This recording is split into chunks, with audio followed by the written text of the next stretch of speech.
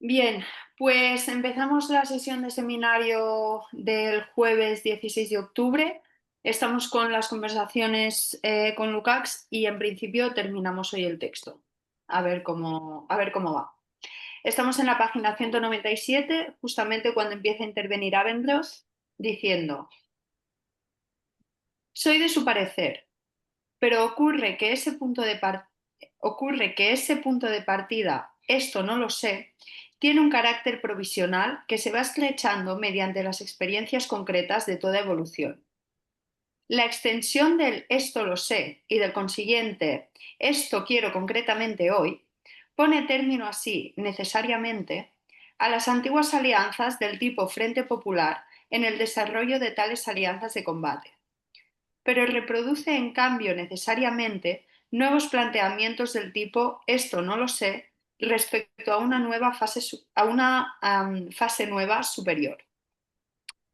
Por ello, es indispensable durante toda alianza del tipo Frente Popular una controversia constante y una crítica recíproca, al objeto de hacer posibles tales reagrupaciones sin que haya lugar para acusaciones de herejía.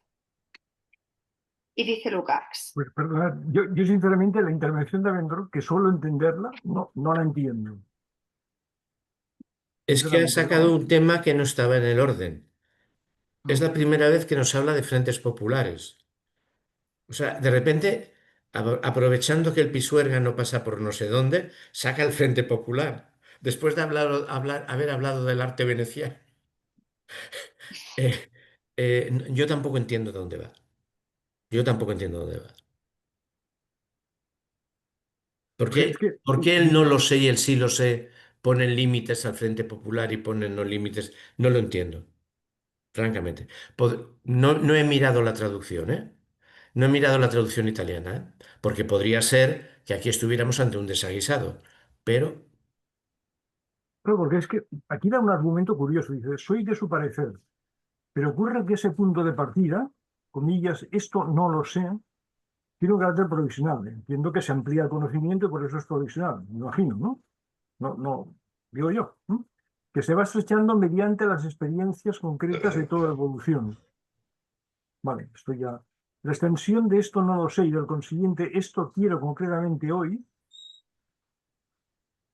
El consiguiente no lo acabo de entender por qué consiguiente aquí. Bueno, es que no sé. Bueno, es igual, si queréis pasamos y ya veremos qué pasa, ¿no? a ver, Vamos. desde una perspectiva aristotélica, esto que está diciendo él son tonterías, porque la acumulación de experiencias nunca te ayuda a afrontar una situación emergente nueva.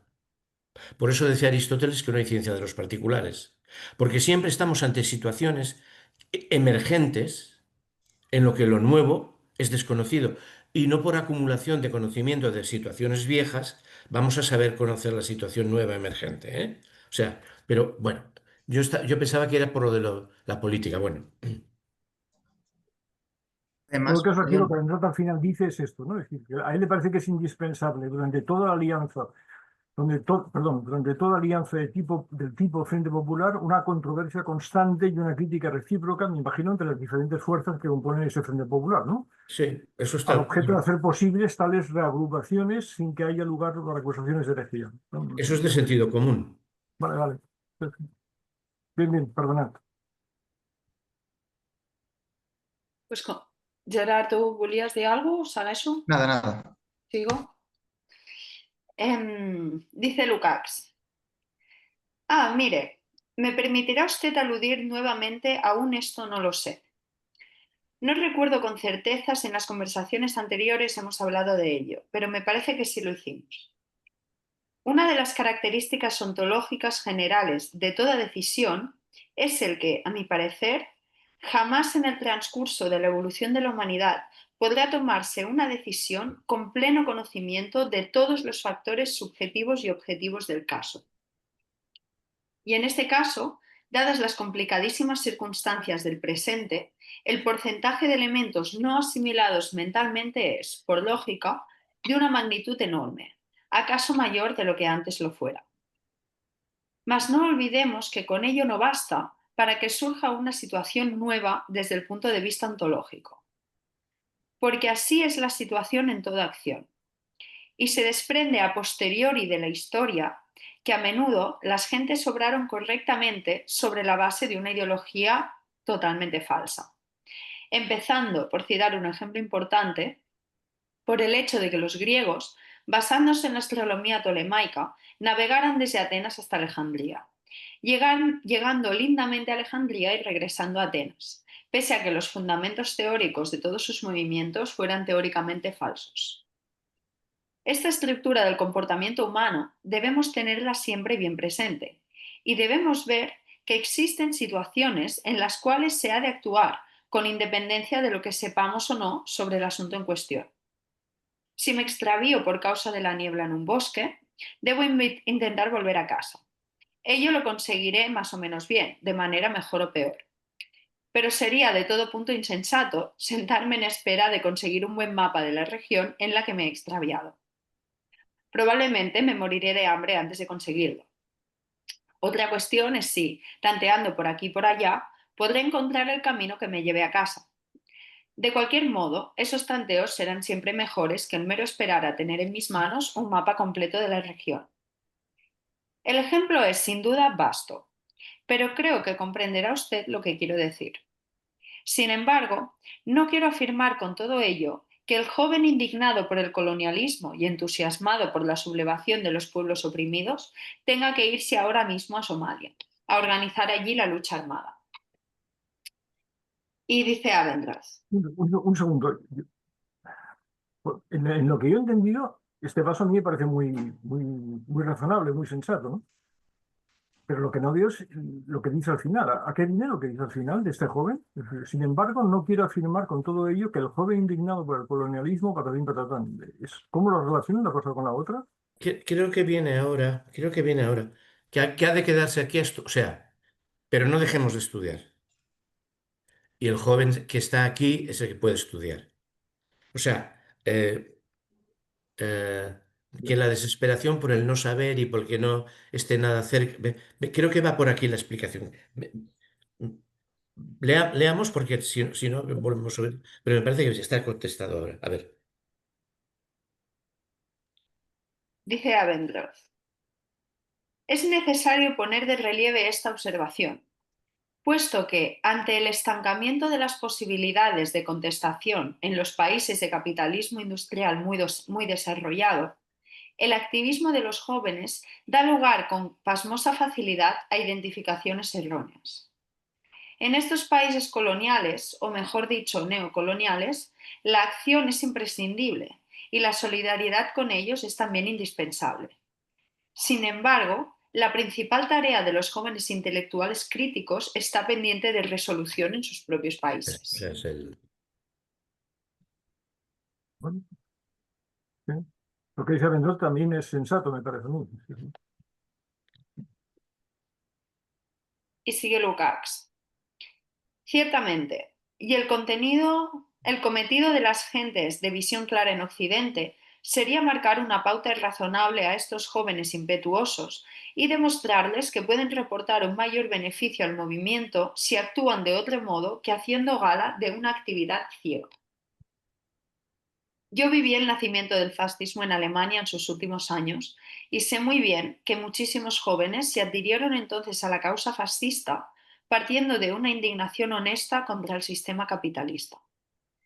En muchos casos, su impaciencia, unida a la incapacidad históricamente determinada del Partido Comunista para cambiar la sociedad y la evolución alemana, llevó a jóvenes perfectamente honrados al campo del fascismo. Esto no lo deberíamos olvidar nunca. Antes bien, deberíamos intentar hacer todo lo posible para encauzar estas energías en una dirección en la que pudiera producir verdaderos frutos. Forma parte también de este complejo de problemas el que la mera utilidad o la mera corrección táctica de una resolución no bastan para despertar en los jóvenes el entusiasmo necesario para su actuación práctica. La debilidad de los movimientos de izquierda ha sido y sigue siendo, por lo general, su escasa capacidad para despertar tal entusiasmo. No sé,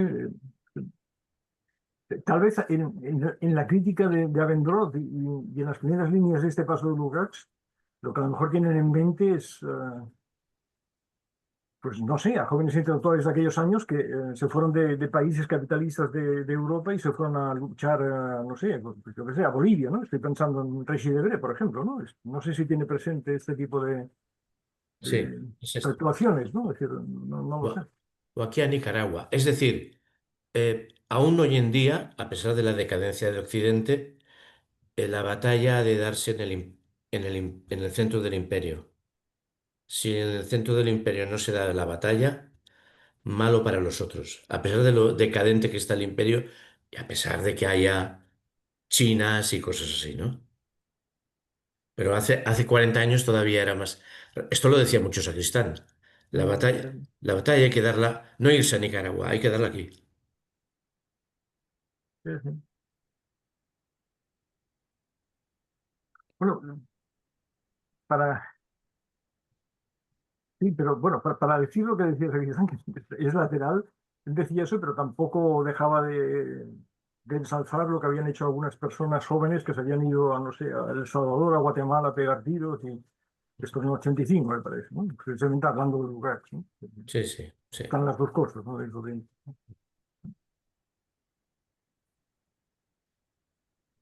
Sigo. Del practicismo moderno, del neopositivismo, del behaviorismo, etc., surge una tendencia práctica a la que en cierto sentido se someten incluso personas que están por encima de ello.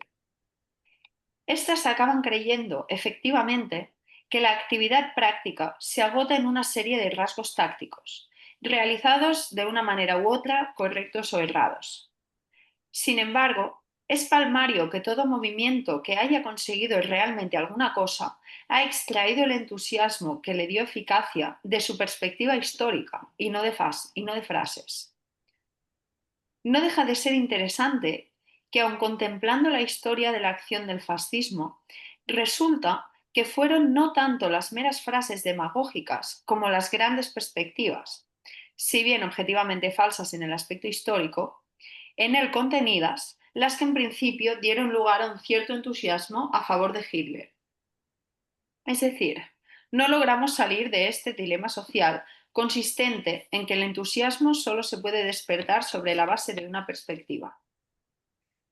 Tan solo ante esta perspectiva reconoce el hombre implicado en ella que su vida particular se alterará también en virtud de tal perspectiva. Para que en este hombre surja el entusiasmo, tendrá que tratarse de una perspectiva ad hominem. La gran debilidad de los movimientos de izquierda en todo el mundo consiste, en nuestros días, en que aún no somos capaces de desarrollar un entusiasmo en la medida de nuestras perspectivas. Lo mismo puede afirmarse en relación con los movimientos de reforma de los países del campo socialista. Tenemos que reconocer aquí con suma precisión nuestras limitaciones y nuestros errores, si es que queremos llegar a hacer algo contra ellos. De la perspectiva ad hominem, ¿por qué ad hominem? De- es que el tío no quiere usar la palabra tontamente mal. O sea, tiene una tontería, que por ejemplo Sacristán lo hace bien. Dice el sentido de la vida, sus últimos escritos, o sobre ciencia en las últimas, en el último volumen, cuando da clases en ciencia, ¿no? La ciencia no da el sentido del vivir, es el sentido de la vida. Es el sentido del vivir y por lo tanto la experiencia antropomórfica a la que se tiene que referir. eh, Tiene que haber un discurso que interpele a la experiencia. Más que perspectiva, ¿qué es esto de perspectiva? Interpelar al sentido del vivir. ¿Qué sentido tiene nuestra vida? Esto, ¿no? Si cambiamos estas frases, yo creo que adquiere mejor sentido la cosa. Y ad hominem es eso, antropomórfico. O sea, nadie va a la revolución por la teoría del valor trabajo, porque no es en absoluto antropomórfica. Yo no la discuto, ¿eh? Pero no es en absoluto antropomórfica. La palabra explotación viene desde el siglo XVII. Sentirse explotado no se necesita saber la teoría del valor trabajo. Es lo experiencial, lo antropomórfico. En todo caso, si Lukács tuviera razón, o si Lukács tiene razón, pensando en nuestro hoy, lo que dice aquí, la gran debilidad de los movimientos de izquierda en todo el mundo consiste en nuestros días, imaginemos que nuestros días son nuestros días, en que aún no somos capaces de desarrollar un entusiasmo en la medida de nuestras perspectivas. Pues, nuestro entusiasmo actual es bastante nulo, ¿no? No sé cómo decirlo, ¿no?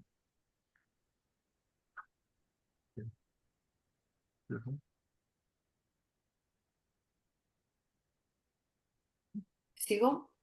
Sí, sí. Vamos. Pero aquí hay un párrafo respecto al campo que él llama socialista, o el campo socialista, que yo no acabo. Dice, lo mismo puede afirmarse en relación con los movimientos de reforma de los países del campo socialista. Como esto creo que es del año 66-67, si no recuerdo mal, esto es previo a la Primavera de Praga, no sé qué tiene en mente Lukács en estos momentos, ¿eh? Además es el 66, no sé.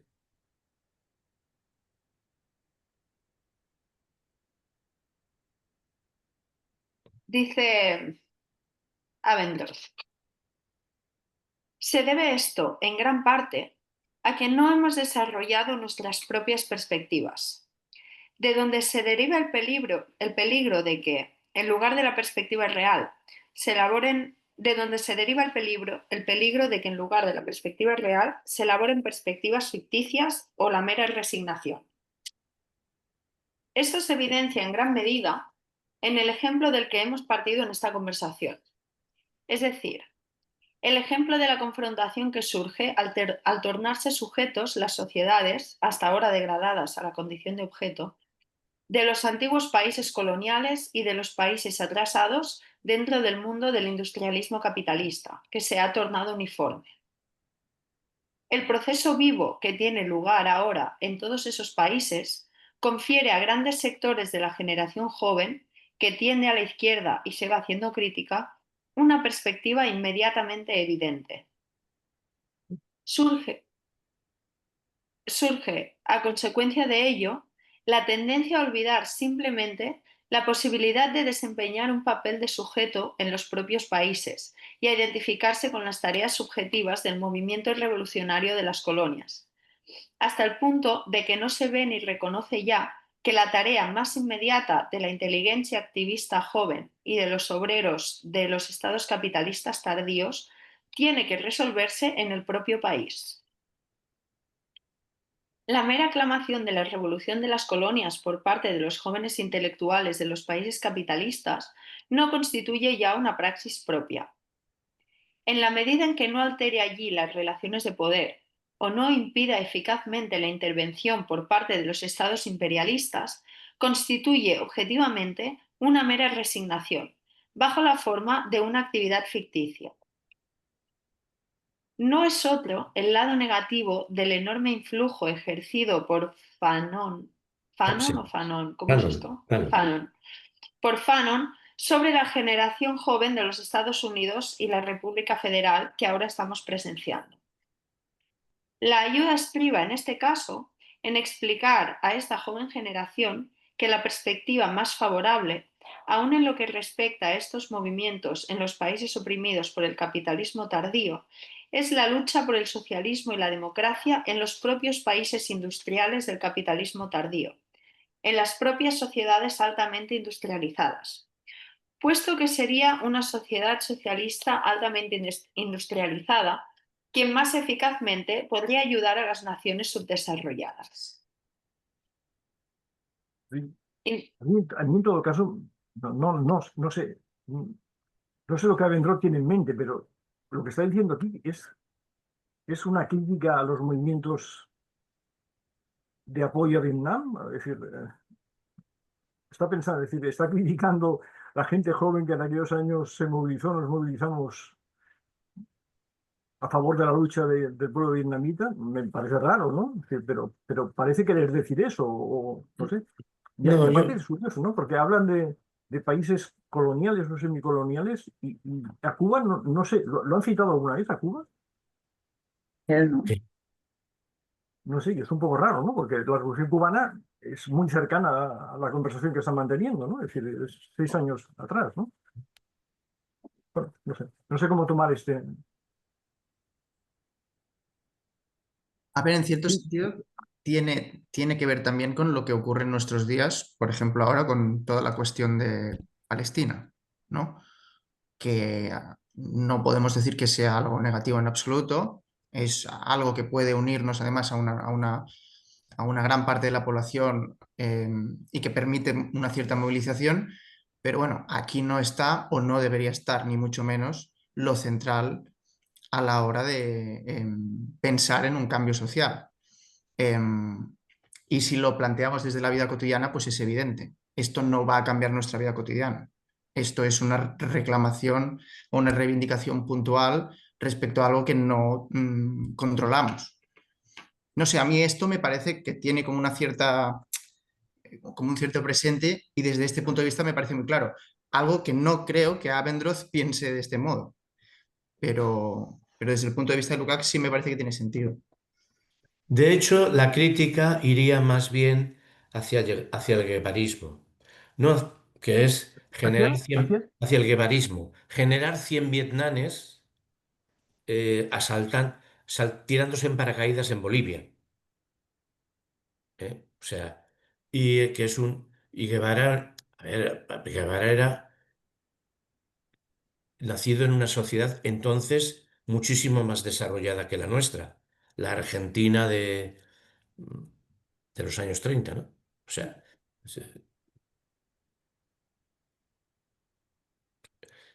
sin negarle el valor a Ernesto Che Guevara, que se lo cargan, lo matan, ¿no? O sea, se juega la vida. No, la coherencia no. Bueno, no sé, a mí me cuesta aceptar ese tipo de críticas, ¿no? Porque aun admitiendo que la cuestión clave, me imagino que es intentar ayudar en la medida de lo posible a la revolución en tu propio país, eh, el apoyo, el sacrificio, pues de mucha gente por apoyar aquellas movilizaciones, pues yo creo que fueron muy importantes. Por descontado en Estados Unidos, eso por descontado, ¿no? No, por Pero si supuesto. pensamos, no sé, en países como Francia u otros países, o Alemania mismo, ¿no? Pues lo que yo recuerdo de España, ¿no? Es decir, no sé, yo creo que aquello, pues, nos abrió los ojos a mucha gente, ¿no? Y por ejemplo, uno de ellos a mí, ¿no? Por ejemplo, no sé. Y en el caso Buenas. de Palestina, yo creo que la que deia Gerard es correcta, ¿no? Em sembla que és, pero también es un ámbito de politización, ¿no? Es decir, gente, digamos, que hasta ahora a lo mejor no se había movido mucho, no se había organizado o no era capaz de ver cosas, digamos, que a nosotros nos pueden parecer más o menos evidentes, pues están ahí y están batallando el otro día, más allá, el día 15 montaron 50.000 cosas interesantes, así que, no sé. A veces los caminos son lo que son, ¿no? Es decir, y esas cosas generan luego otras cosas distintas, ¿no? Es decir, no sé.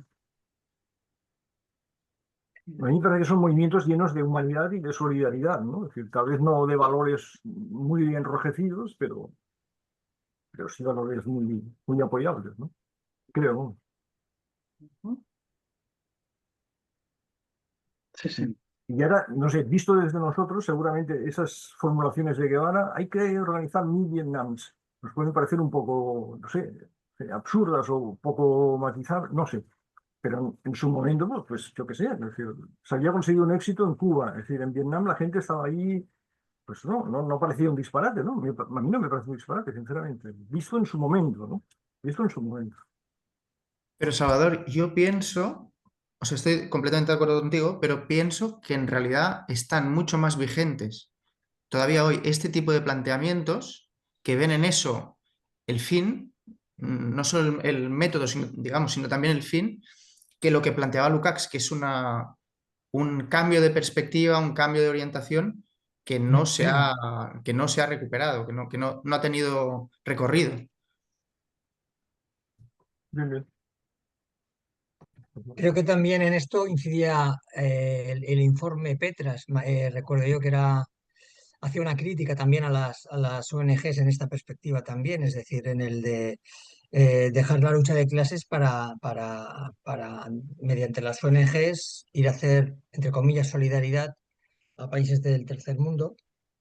También va en esta línea que decía el Gerard, me parece a mí. Entonces, yo lo veo también como un punto a reflexionar, es decir, a ver hasta dónde se puede llegar en este tipo de acciones si no están de alguna manera bien conformadas a nivel de lo que sería, pues yo qué sé, una nueva, una eticidad ya formada, es decir, que va cambiando en la propia sociedad y de alguna manera hace un apoyo fraternal pero ahora yo lo veo más un poco como, entre comillas, pues eso, como muchos han ido a hacer solidaridad a otros países, ¿no?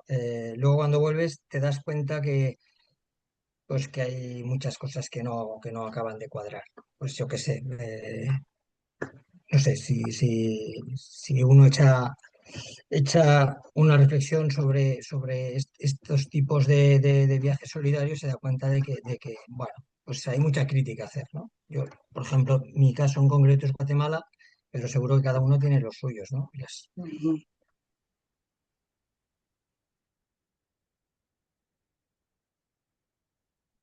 Bien, pues sigo adelante. Dice Holz, bien, pero ahora se da una situación consistente en que en el conjunto del ritmo científico del mundo occidental predomina un tipo de metodología científica descriptiva que no se adecúa para descubrir perspectivas, sino que, por así decir, se queda detenida en aquello que registra y consigna. Se trata del problema del neopositivismo, y no solo en el ámbito lógico y filosófico, sino también en el de las ciencias sociales. Yo no entiendo esa introducción. Yo no entiendo lo que dice.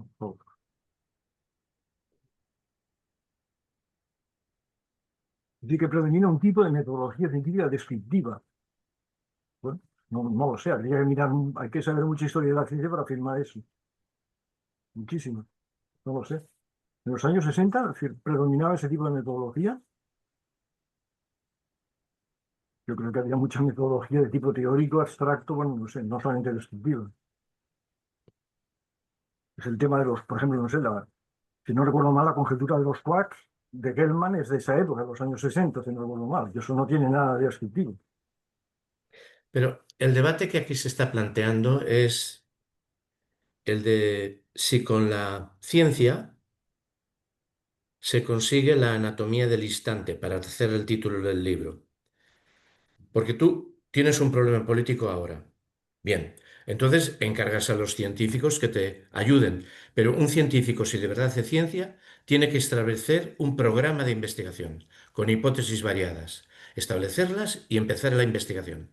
Y como decía mi madre, entre ponte bien y estate quieto, en vez de hijos te nacieron nietos, porque lo que tú necesitas es el análisis, bueno, no es un análisis, cómo hacer la situación concreta. Y el proceso, la historicidad, la entrada en la concreción de la historicidad, que está en devenir perpetuo, no es aferrable, en fin. a ver, En yo todo pienso que caso, Joaquín, lo que tú dices a mí me parece razonable y seguramente tienes razón, pero a mí este tipo de afirmaciones, el tipo de afirmaciones, no sé, el trasfondo ya me callo, pero el afirmar sin más el conjunto del ritmo científico del mundo occidental predomina un tipo, sí, hay que saber muchísimo para afirmar una cosa así, ¿eh? vale, Sí, hay que vale, saber un montón, ¿eh? Hay que saber de física, de matemática, de historia de la ciencia, de 50.000 cosas para poder decir una cosa como la que él dice, ¿eh? de acuerdo. No sé. Bueno, bien, bien. No, no, no. Continúa Lukács. El kit de la cuestión, hablando en términos generales, está en intentar eliminar toda ontología, todo el ser en la praxis humana.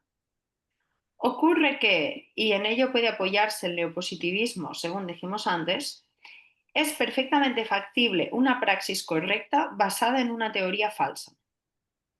Cuanto más nos acercamos en el desarrollo de la ciencia moderna a la praxis económica real, tanto más desaparece, y esto es muy interesante, en la elaboración tecnológica de un proceso de trabajo del ámbito de las leyes usuales de la física y química, la relevancia del planteamiento de si sus fundamentos teóricos son correctos o incorrectos desde el punto de vista de la ciencia natural en general.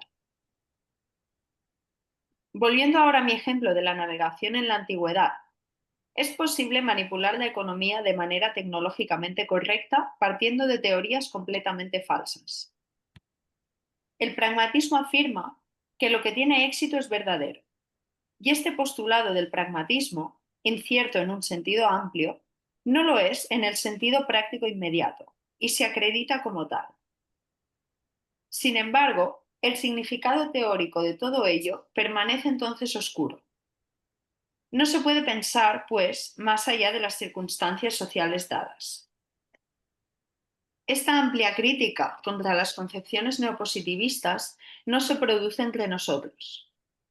Consecuencia de ello es, entonces, que aquella división del trabajo manipulativa, que en cierto sentido es necesaria, aquella que, digamos, desglosa las diversas disciplinas de la ciencia, convierte a esta misma separación de las disciplinas en, por así decirlo, una barrera ontológica dentro de la realidad. Cuando, por ejemplo, un biofisiólogo efectúa diversas investigaciones biofisiológicas, no se ocupa para nada de la restante evolución del organismo. Es muy significativo que aparezca a menudo un fármaco del que, al poco tiempo, se demuestra que ejerce en otro aspecto un efecto nocivo sobre el organismo. Visto desde el ángulo del neopositivismo, eso constituiría una necesidad. En la investigación X solo se han estudiado estas consecuencias. Luego, en total independencia de ello, se da una investigación Y en la cual se ponen de relieve tales otras consecuencias, concretamente nocivas. Para nada se ocupa nuestro neopositivista de que esas consecuencias nocivas y beneficiosas se den en un mismo organismo, ni de que este organismo muera, lo cual, a mi entender, constituye una verdad ontológica sumamente desagradable. Porque, a juicio de este neopositivista, ello no pertenece ni a la serie de ensayos X ni a la serie de ensayos Y. Bueno, esto es un disparate total de Lukács, es un desvarío total. Pero bueno, no digo nada, me callo. Es decir, es muy significativo que aparezca a menudo, eso habría que verlo si es a menudo o no es a menudo, en su momento, en los años 60, un fármaco del que al poco tiempo se demuestra que ejerce en otro aspecto un efecto nocivo sobre el organismo. Eso será, como ya sabemos todos. Vistos desde el ángulo del neopositivismo, esto constituiría una necesidad, por el amor de Dios. ¿Eso No, de dónde lo está saca? claro, está claro. Y la ¿Esto de gente no dónde se lo saca muere. esto? La, Eso es la una muerte barbaridad, no pero eso es un es, insulto, ¿no? y la muerte no es significativa ontológicamente. La muerte es significativa porque uno se muere en la vida cotidiana. Punto. Yo no sé, la verdad es que me sorprende, porque Lukács es una persona absolutamente razonable e inteligente. Yo no sé, cuando habla del neopositivismo, no sé lo que tiene en mente. Él, cuando habla de eso, ¿qué tiene en mente? ¿Qué está pensando? ¿En qué teorías, en qué autores, en qué barbaridades? Porque yo no lo entiendo. Lo que dice aquí es una barbaridad. Vamos, cualquier neopositivista se pondría de los nervios, vamos.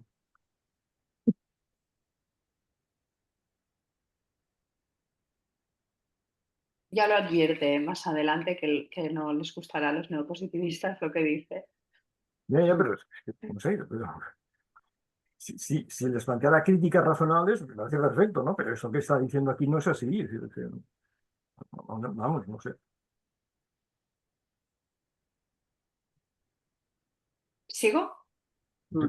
Para nada se ocupa nuestro neopositivista de quién está hablando, de Neurath, de Carnap, de quién está hablando, de Quine, de quién habla, de que estas consecuencias nocivas y beneficiosas se den en un mismo organismo y de que este organismo muera, lo cual, a mi entender, constituye una verdad ontológica sumamente desagradable.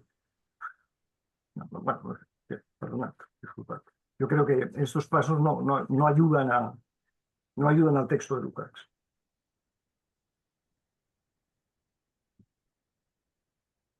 Volviendo ahora a nuestro problema concreto, es evidente que no se pueden separar ontológicamente las resoluciones políticas, económicas, personales y demás. Desde el punto de vista ontológico, el estudiante que se entusiasma por las naciones oprimidas, por los pueblos atrasados y el que se va a África son uno y el mismo. Puede que desde un punto de vista no ontológico quepa separar el entusiasmo y el viaje a África. Mas desde lo ontológico, uno y otro son inseparables, puesto que, además, tienen lugar en la misma persona. En relación con el problema que nos ocupa, Bueno, de yo ahí, sinceramente, perdonad, ya sé no, no, que interrumpo mucho. Yo ese párrafo tampoco lo entiendo, ¿eh? Es un problema de comprensión mía. Yo eso tampoco lo entiendo. Desde el punto de vista ontológico que tal, y desde el punto de vista no ontológico que tal. Entonces,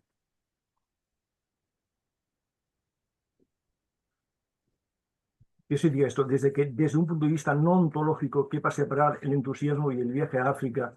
Más desde el punto de vista ontológico y el otro son inseparables. Eso, ¿esa frase qué significa?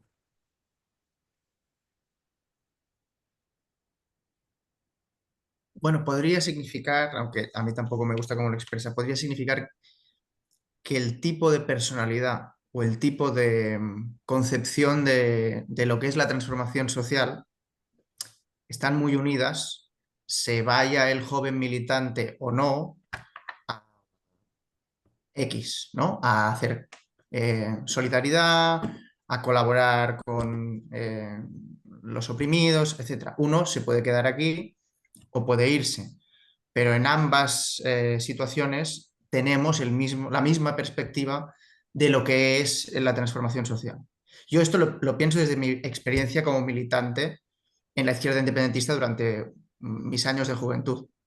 Esto era muy, muy habitual y se concebía todo desde este punto de vista activista, militante en este sentido, etcétera. Eh, Así lo entiendo, ¿eh? O desde esta...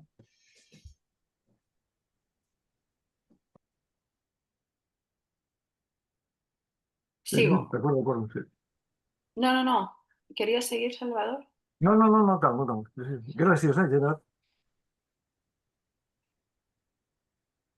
Em, en relación con el problema que nos ocupa, de ahí deriva la importante consecuencia de que, por el momento, no estamos en condiciones de poner en relación los problemas internos de la personalidad humana, esto es, aquello que constituye el campo de la ética, con la actividad social externa de la persona en cuestión.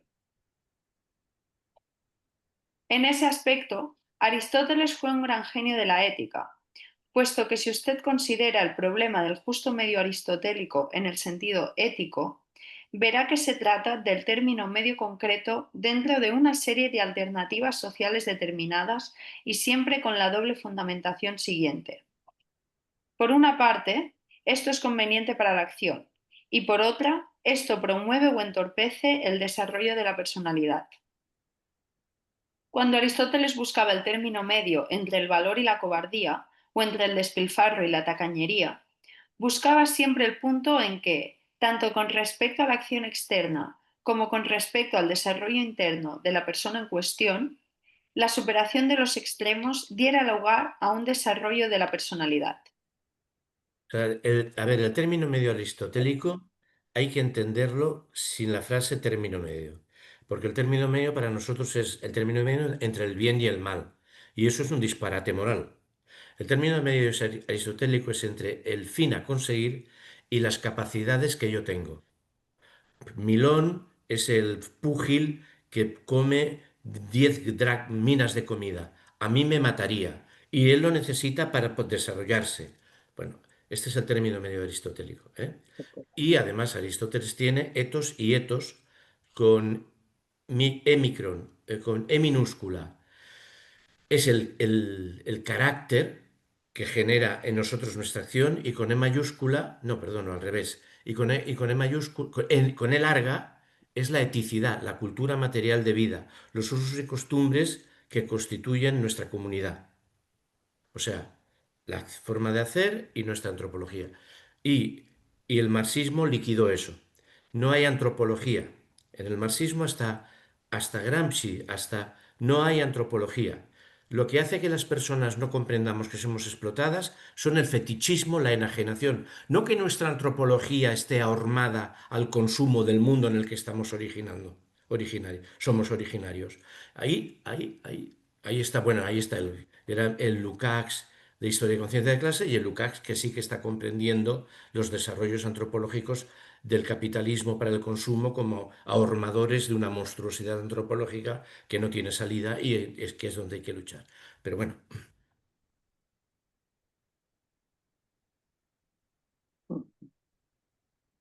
Continúo. Estamos aquí ante un modelo que pretende impedir una falsa diferenciación como la que tiene lugar en el neopositivismo. Mediante un tal planteamiento podemos evitar que, por una parte, el neopositivismo estorbe las corrientes verdaderamente izquierdistas, las que verdaderamente empujan hacia adelante. Por otra parte, podemos ofrecer una ayuda a todas aquellas corrientes que aspiran a resolver seriamente un problema ontológico. Atisbos de ello se dan en todas las tendencias, tan diversas, de satisfacción de la necesidad religiosa, si bien bajo la forma de la resolución ilusoria, de la ideología falsa. A su vez, no es casual que el neopositivismo acuda en auxilio de un tal subjetivismo ilusionista, precisamente mediante su negación de la existencia de los problemas ontológicos. Porque la ontología de las viejas religiones se ha venido abajo, propiamente hablando, hace siglos. Pero No existe hoy. simplemente constatar que lo que dice él de que los neopositivistas niegan problemas ontológicos, eso no es así. Es falso, no tienen. ¿No? A ver, si yo dijera lo que pienso de Lukács, está siempre intentando partir de un libro disparatado al que defiende para ir a otra parte. Y el libro disparatado al que defiende es el anti-Turing. Y para él el positivismo son las leyes de la evolución, que él dice, pero coño, ¿cómo tú puedes decir? Y son esas insensateces de ese viejo Lukács, que es, en realidad, se suele decir, Lukács ayuda a generar ese marxismo que entra en crisis. Coño, Engels, el viejo Engels es el padre, la madre y la suegra de ese, sin la cual ni Kautsky ni el otro hubieran parido esas cosas. ¿Eh? ¿Qué es el positivismo? Y luego le pueden echar la culpa a Hegel, ¿no? Engels pare la idea de leyes de la evolución histórica. Y en ese fregado y en hacer enjuagues se generan estas porquerías ininteligibles. Además, él recurrió a la ontología cuando su ontología la ha fundamentado en la vida cotidiana. En la vida cotidiana. ¿De dónde saca sus principios fundamentales para una nueva ontología? De la experiencia de la vida cotidiana y de la vida cotidiana y del pensamiento cotidiano. ¿Y cómo coño te vas a ir a dar explicaciones ontológicas y decir que la gente se muere en la ontología? Se muere en la vida cotidiana. Y lo ha hecho muy bien. Y esto lo ha hecho muy bien eso. Pues sin embargo aquí rompe con todo eso. Está en la ontología que nace. Este señor está, cuando se pone a hacer ontología, en la ontología que nace con Suárez. ¿De dónde nace la ontología con Suárez? El hombre es libre, principio fundamental. ¿De dónde nace de la ontología con Suárez? De la experiencia. ¿Justificamos que somos libres? ¿De dónde? Porque existió, porque lo dice la revelación, porque lo dice la... No, no, no, no, la experiencia humana. Esa radical reconversión es la que saca, es Hegel, saber de la experiencia de la consciencia, cada experiencia de la consciencia generará una nueva filosofía, de la praxis, bueno, solamente Tertulián en el libro Prolegómenos a una estética dice, ¡ostras! Si parte de la vida cotidiana para montar la ontología. Aquí él está liando y no haciendo eso. Y entonces hay que preguntarse, ¿por qué la estás liando? Pues por justificar tonterías disparatadas como ese Engels bueno, ese Engels, que él lo quiere salvar. También lo salva, también lo intenta salvar Sacristán. En- pero Sacristán le dice que no tiene ni idea de lo que es la ciencia en su prólogo. Dice, "Pues usted qué manejo de ciencia hace? Ciencia de las leyes de la evolución. Bueno, lo dejamos, por- porque me estoy... Y tenemos que acabar hoy. Nos queda una hora. Bueno, pero vamos muy bien, ¿eh? Nos quedan 3 páginas. Sí. Esto, esto, esto, lo- Esto de Sacristán y Engels es parte de mi ponencia sobre, bueno, ya os las enviaré, la ponencia que tengo que presentar en noviembre. Tenemos ganas de leerte, Joaquín. No sé si gustará. Sí, seguro que será muy interesante. Bueno, no sé si, como, como ya recordáis, seguramente Miguel Manzanera, cuando hizo su tesis doctoral, descubrió las cartas cruzadas entre Sacristán y Lukács. Ahora esto se puede ver en la biblioteca de la Facultad de Economía y Empresas de la UD. Pero eso es un trabajo de investigación que él hizo. Y en una de esas cartas cruzadas, pero no recuerdo la raíz, no sé si fue del prólogo que escribió para la edición castellana de Historia y Conciencia de Clase, esto no lo recuerdo bien.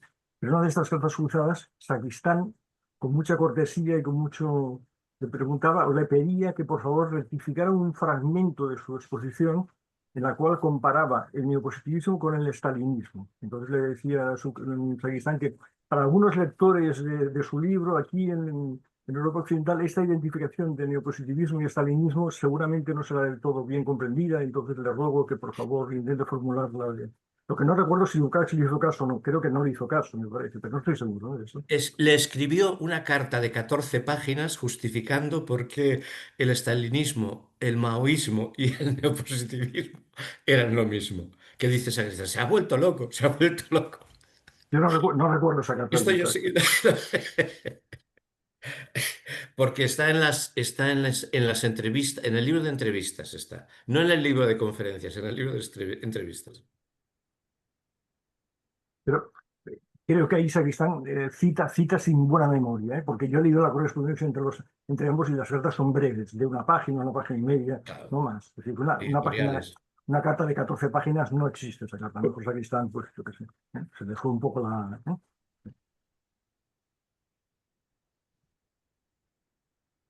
Digo, ¿eh? Dice, no existe hoy una sola persona que crea en esta ontología.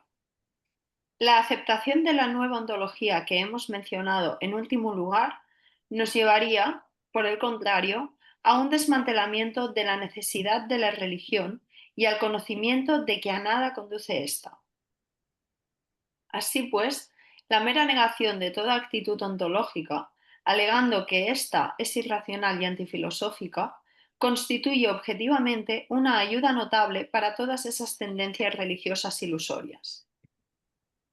Si se me permite expresarme en términos hasta cierto punto paradójicos, yo diría que, al igual que Santo Tomás de Aquino consiguió en un estadio determinado de la economía feudal reunir en un sistema unitario todas las necesidades religiosas, esto es, una unificación de la ontología, la religión y la ética, así Carnap, por ejemplo, desempeña dentro del neopositivismo el mismo papel para la cultura actual que Santo Tomás de Aquino para la de su época. Esto no les sonará muy bien a los neopositivistas, ciertamente. Sin embargo, creo que es nuestro deber decirlo, a fin de llegar, mediante su formulación, a un ajuste de cuentas con los neopositivistas. Es decir, ¿lo podéis traducir? ¿De qué está acusando a Carnap? Si se puede... No, no De sabemos. ejercer el mismo papel que Santo Tomás de Aquino en el sentido ¿de qué? No sabemos, no sabemos. A ver, con todo, este debe de ser el punto en el que, es que yo ahora tengo fresco a Sacristán. Sacristán dice que Lukács sabe que el sentido de la vida está destruido por la sociedad y propone una nueva religación. Esto está en la conferencia del 83 de Sacristán, una nueva religión laica, lo cual, a ver, esto está en la tradición hegeliana, la religación, ¿eh?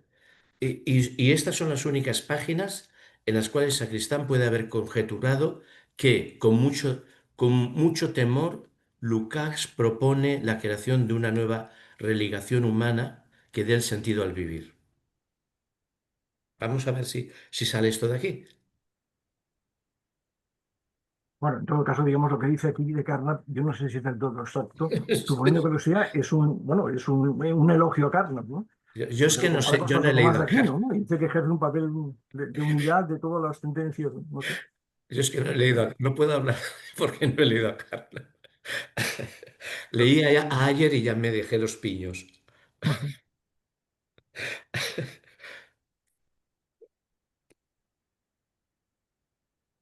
Bueno, y a Russell, pero bueno, sí, vale. Sigo. Interviene Holz. En este sentido, parece que, en opinión de usted, el neopositivismo se limita a actualizar tan solo los aspectos negativos de la suma de Santo Tomás. Pero, ¿acaso no hubo en Santo Tomás aspectos positivos? ¿Y podemos afirmar que Carnap tenga realmente en la ideología de la sociedad industrial del capitalismo tardío el mismo valor que tuviera Santo Tomás en relación con la Alta Edad Media? Lo considero una supervaloración. Sí, sí. Y dice, En eso estoy de acuerdo. En eso estoy de acuerdo con Holmes. Sí. Ahí estoy de acuerdo con él. Sí, sí. Que ahí estoy de acuerdo con él, sí, sí, en esa broma que le gasta. y responde Lukács, admito naturalmente la objeción. Al comparar a ambos, no intento establecer la comparación en cuanto a pensadores, sino en el aspecto de la función social por ellos desempeñada.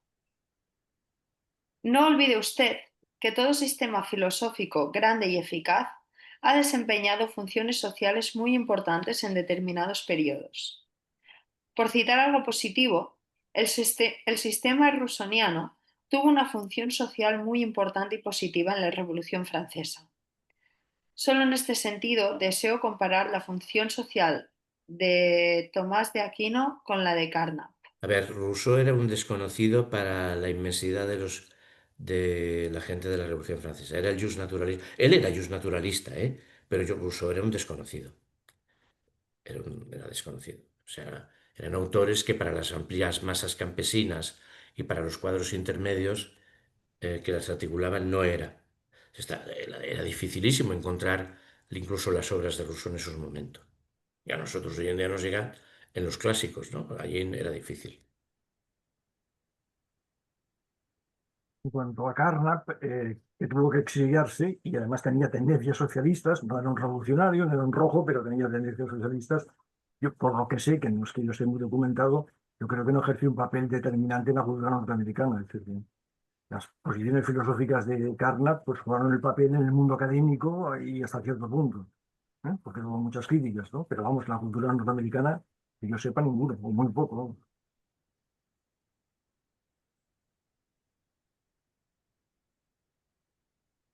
Sigo. Dice Holz.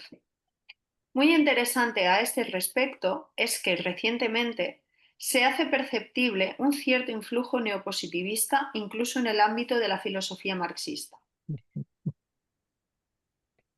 No pienso solamente ahora en la influencia no inmediata de Carnap sobre la sociología, la lingüística y la teoría del conocimiento de algunos estados socialistas, sino también en determinados influjos que se advierten, por ejemplo, en la teoría cibernética de George Claus, los cuales en rigor son de naturaleza neopositivista.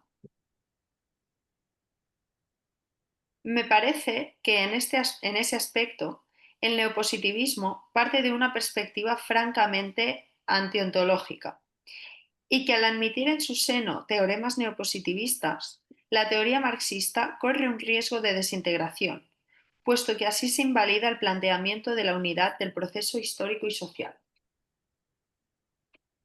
Y Pues dice no lo sé. Luca, No, yo creo que, bueno, primero que hablar de teoremas neopositivistas, no sé, es hablar mal, no sé si es una traducción, pero no existen teoremas neopositivistas, ¿eh? Eso es ¿No son existen, teoremas perdón? científicos, ¿no? Pero no hay teoremas Ah, filosóficos, ¿no? Es otra cosa eso. Y en el caso de Klaus, la verdad es que me extraña, ¿no? Porque yo a Klaus no lo he leído directamente, pero le he leído, bueno, he leído cosas que Saquizán explica de Klaus. Y la verdad es que cuando Saquizán habla de Klaus, habla con mucho respeto y con mucha consideración. No sé, yo no lo he leído.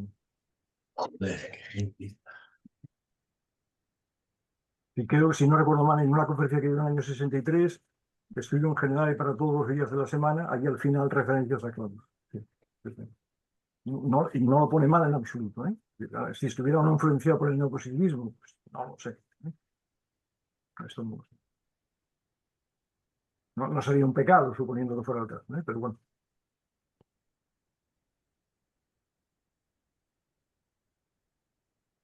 sigo. Dice Lukács, coincido con usted en este aspecto, Pero me interesa subrayar precisamente aquí que el gran salto que se produjo desde Lenin hasta Stalin consistió justamente en que en la filosofía stalinista, si se me permite la expresión, correspondió el papel principal a la resolución táctica de la política práctica de cada caso, de suerte que la teoría general quedó degradada a la condición de guarnición, de superestructura, de embellecimiento, no teniendo ya ninguna influencia sobre la resolución táctica.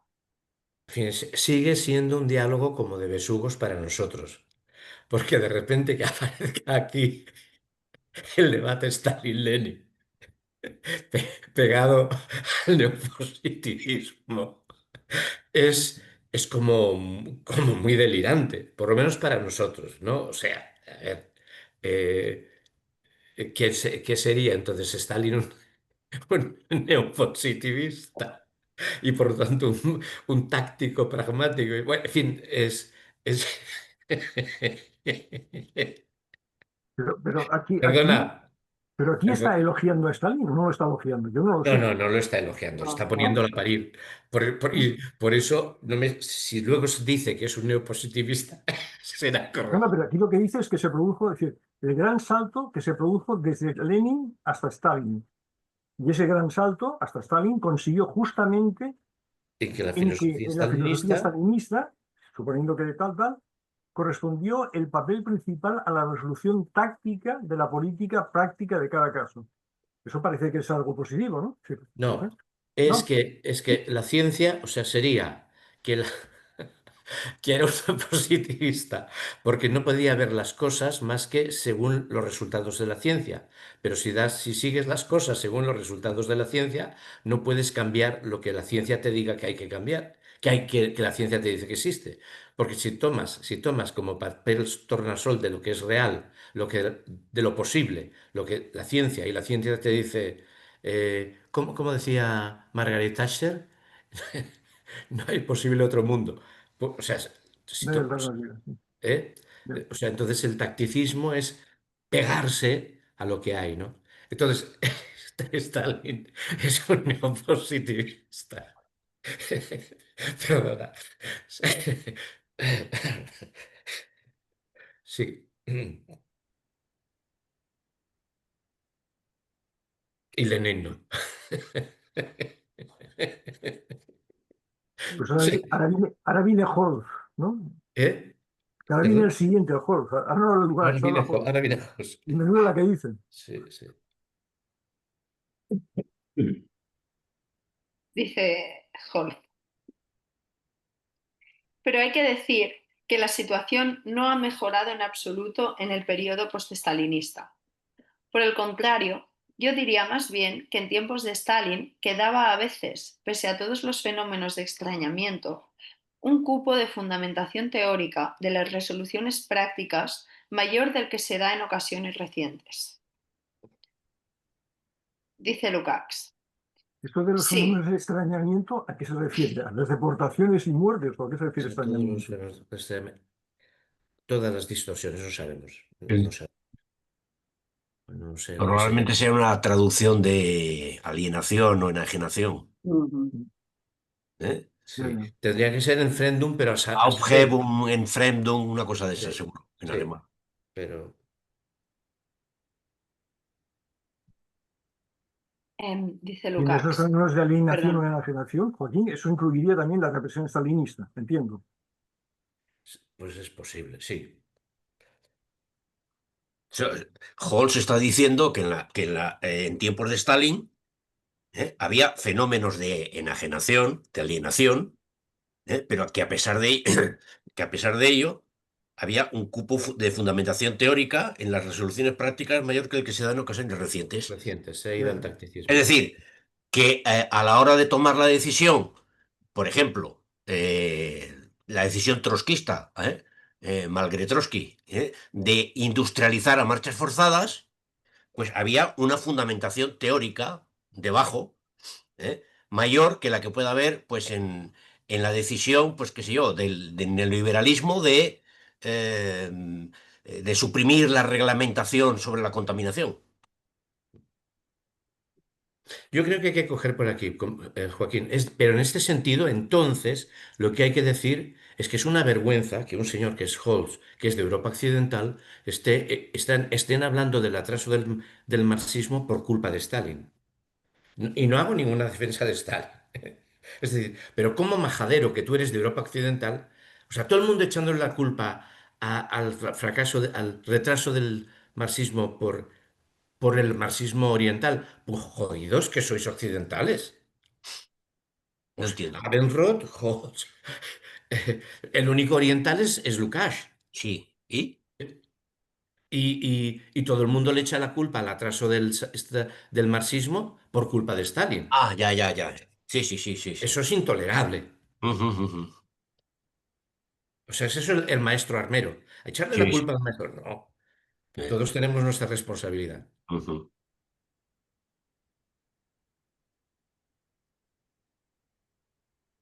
¿Sigo? Vamos. Em, sí, puede que así sea. Vamos por aquí, ¿verdad? Mm. Sí, En este punto me gustaría, sin embargo, volver brevemente sobre el problema del estalinismo.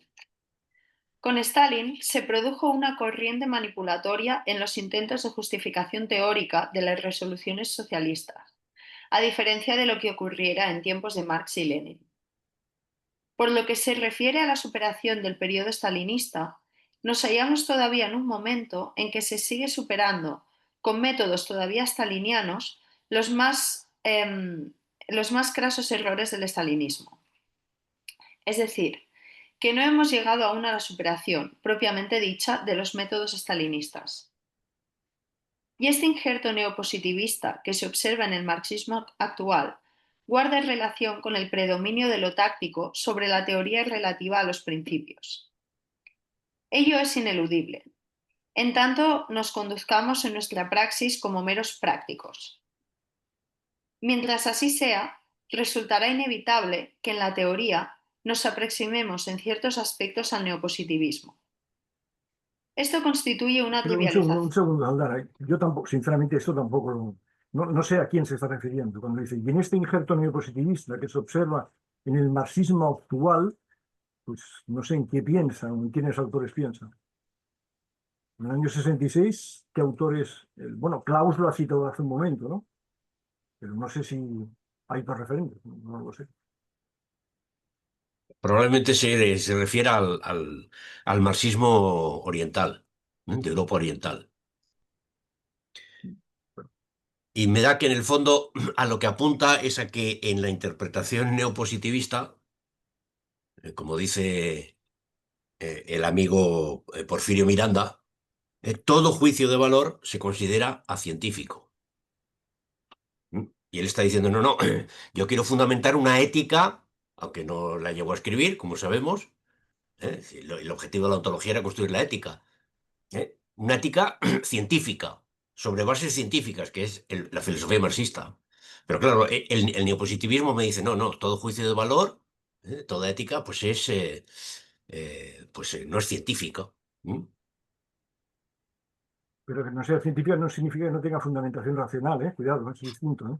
Una cosa es que, una No, cosa pero es es que, que claro, corrientes, es que esto del el neopositivismo le pasa lo mismo que al marxismo, que tiene diferentes caras y diferentes corrientes y muchísimas corrientes, ¿no? Pero por hablar en términos generales, el neopositivismo negaría eso, la posibilidad, digamos, de juicios de valor científicos.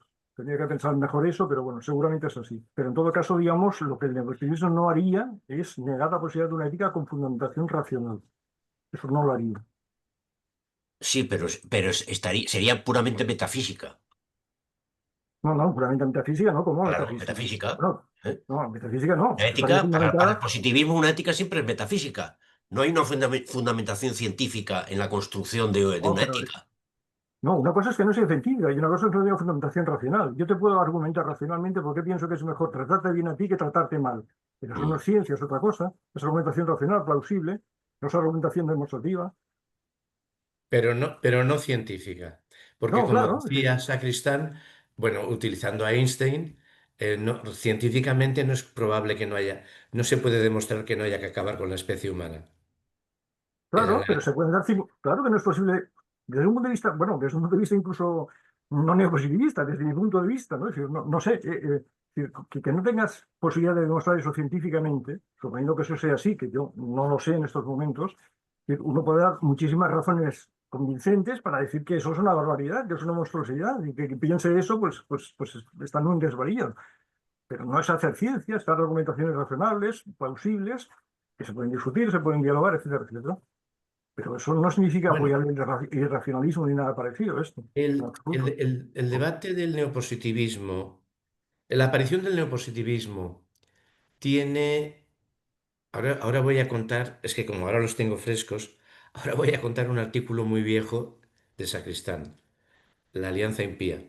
Él dice, hasta ahora, hasta la aparición del neopositivismo, se consideraba que el marxismo era una cacharrería inútil de 4 ideas metodológicas. Y así lo dice Benedetto Croce. No tiene más que, unos protocolos para hacer conocimiento teórico. Poca cosa. Dice, ahora resulta que aparece el neopositivismo y nos dice a los marxistas que lo que tenemos es una colosal ferretería mucho más allá de la ciencia. O sea, nos acusan de lo contrario, de que el marxismo va muchísimo más allá de la ciencia y pone como ciencia cosas que no lo son. Esto es ¿no? Y esto sí que es una experiencia filosófica de alguien en los años 50. Sí, Eh, sí, sí, sí. Yo no tengo nada que objetar, sí, sí, sí, sí, estoy de acuerdo.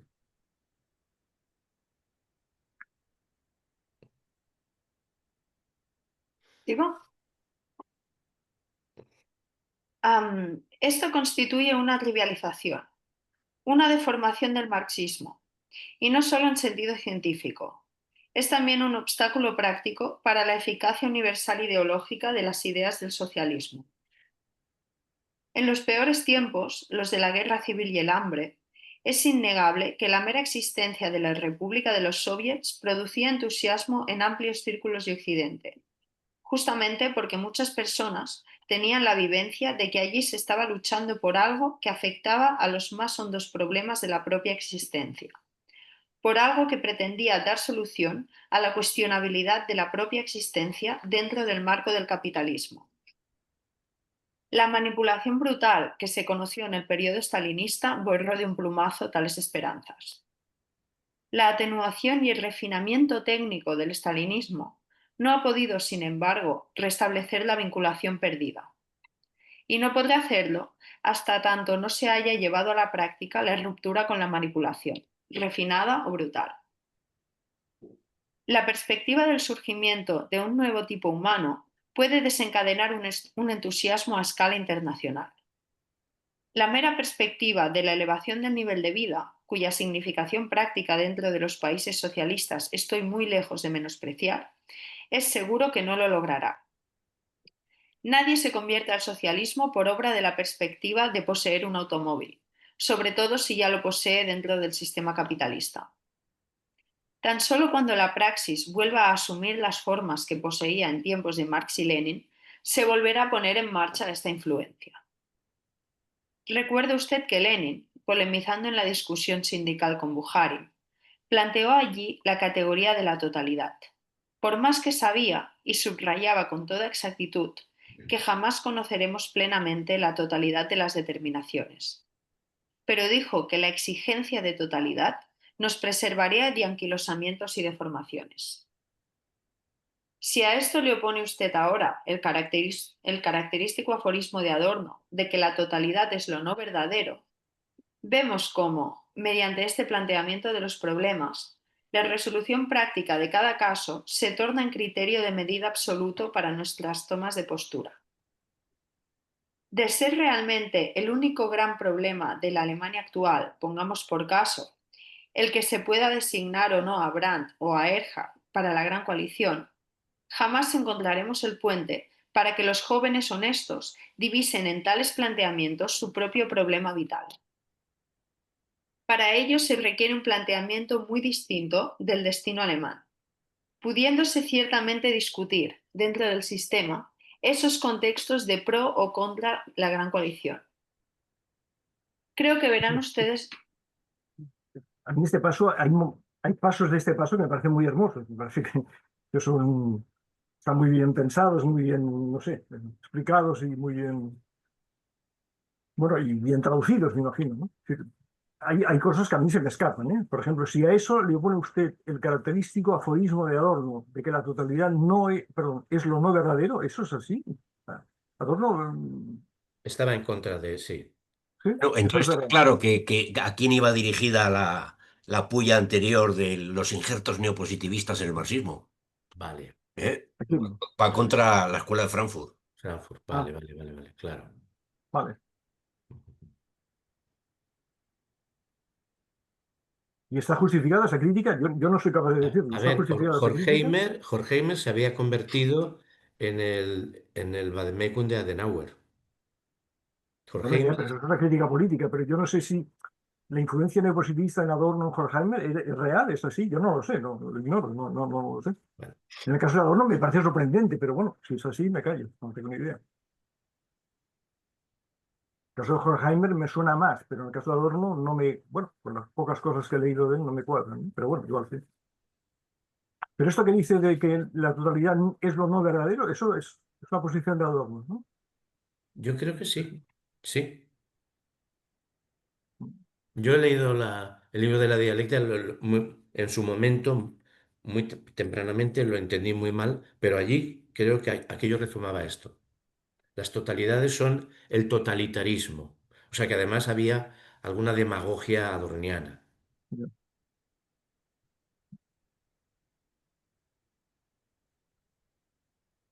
Eh, Y es curioso en este Lo paso del leí, descenso a lo muy concreto, ¿no? lo leí muy Es mal, ¿eh? curioso en este paso de, perdón, Posteriormente leí, por ejemplo, a otros, al que se fue a Estados Unidos y lo entiendo mejor, al que tradujo Sagristán, hombre. ¿Cómo se llama? Puñet. Bueno, es lo mismo, fuera. Horkheimer, no estás hablando de Horkheimer. No, no, no, no. No. De los otros que también se llaman del círculo. Marcuse. Marcuse. Ah, Marcuse. Y es potente.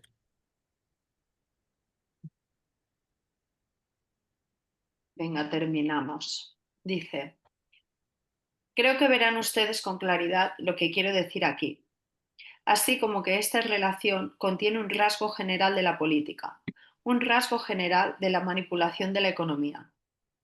Milagro sería que ello no se evidenciase en la ideología.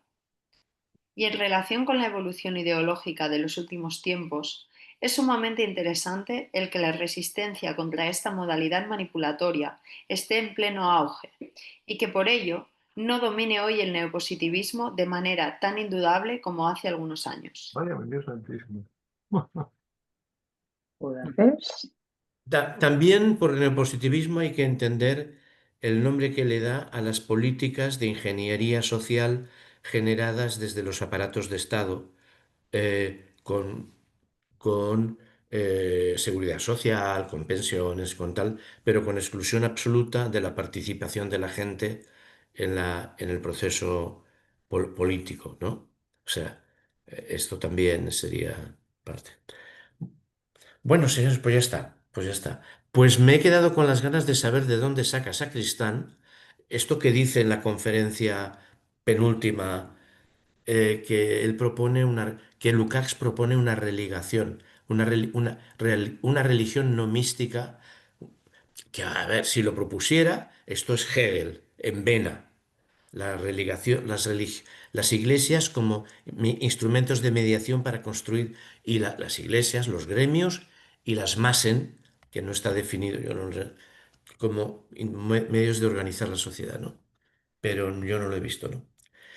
Bueno, entonces quedamos en que en 15 días empezamos con el libro, con el compromiso que teníamos con el libro de la vida cotidiana. Comenzamos por la lectura a ver, no, si leemos el castellano, ya está, el español no. Es que el italiano tiene un excelente prólogo de Scarponi. Yo tengo Eh, la grabación, ¿sí? sí,